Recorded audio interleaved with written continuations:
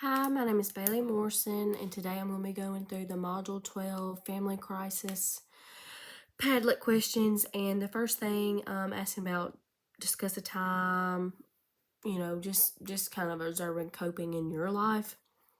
Mine is more of a lack thereof, and I'm going to explain that because I'm also going to give an example, but my example stems from an example of lack thereof.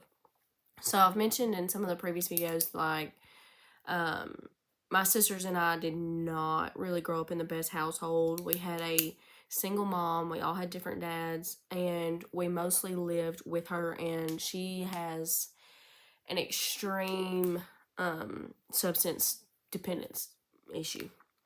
And that has made her really neglective in many ways, really abusive in different ways. So for one, that was a stressor for all of us. But for two, she also had, I wouldn't say a bad childhood. I would say an adverse childhood, but I would definitely, trauma is trauma, be that as it may. I just don't think ours are on the same level. But regardless, um, she in her state of mind now can never take responsibility for what is going on. She'll never admit that she's an addict. She'll always say she can stop whenever she wants to. She'll always, well, no, she doesn't say that. She has, but she was just, blowing smoke. But most of the time, she just pretends like she's not an addict. There's nothing going on. We're the ones being crazy. We're gaslighting her, whatever. So that is what I mean when I say lack thereof, because she cannot take responsibility. And really, that's the first step of anything. But I would say that is my first step with coping, because I had a child young, just like her. She had me at 17. I had my son Harden at 19.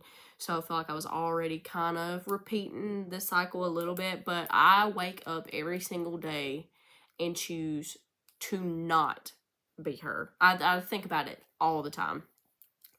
But my biggest thing is, if I lash out, I'm not going to say I have an anger problem, but I am quick to anger, probably quicker than most people.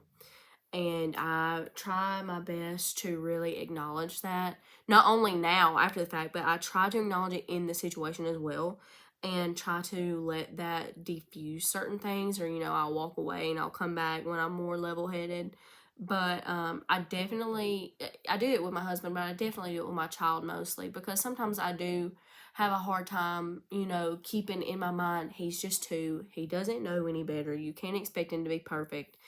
And so I'll apologize to him. If I get too mad at him and be too hard on him, I'll tell him, I'm sorry, baby. Mommy just got mad and I'm sorry. I'll also, get on to him. If I'll try to make it a teaching lesson for both of us. The second thing with the two videos, first I'm going to talk about the one with Nadine Burke Harris.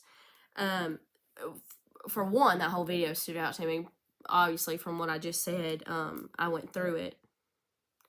And the quote that she said, this is what stood out to me, is doctors are not trained in routine training or treatment as far as screening for ACEs, adverse, I can't remember exactly what it was. I should have written it down, but adverse accounts of, anyway, trauma. Going through some sort of traumatic event in your home, in your life as a child. And I've always said this, because, and I do genuinely think you have to be taught. It's not something that's just going to stare you down in the face. Like, yeah, some kids, their families are too poor, they don't have shoes, stuff like that. Like, yeah, that's the super obvious ones. But, like, for me and my sisters, I've called DHR on my mom 5 different times, and every time they've just left it alone. I don't know if it's under-resourced, understaffed, whatever the issue may be, but, we've even tried to get the help to come to us, and they still can't help. So the fact that people could never notice, like at my school or doctor's appointments and stuff like that, is crazy.